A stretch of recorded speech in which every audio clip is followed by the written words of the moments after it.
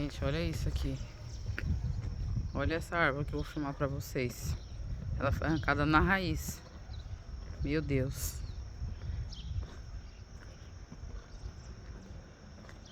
Olha isso. Sei aqui um pouquinho.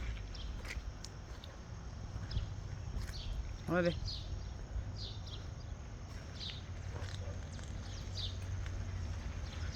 Olha isso. Os fios tudo arrancado. Mais outra lá na frente. Aqui, ó, mais uma rua aqui, ó. Precisa de asfalto.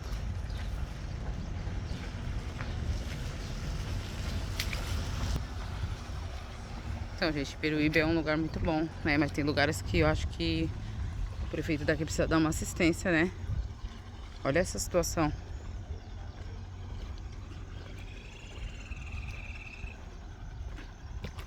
Caramba, o negócio arranca pela raiz.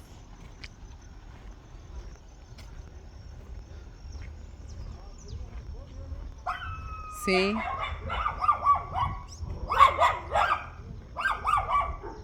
Os moradores, a maioria.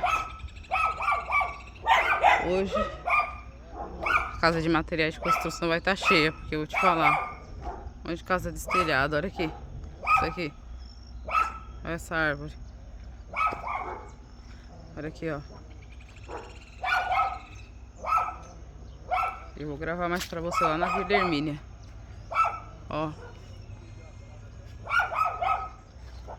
Vou voltar. Parece que vem mais água, ó. O negócio tá escurecendo aqui. Mas Deus tá no comando.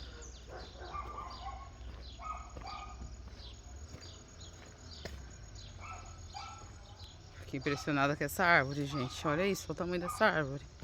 Olha a força desse vento. Meu Deus. Olha isso.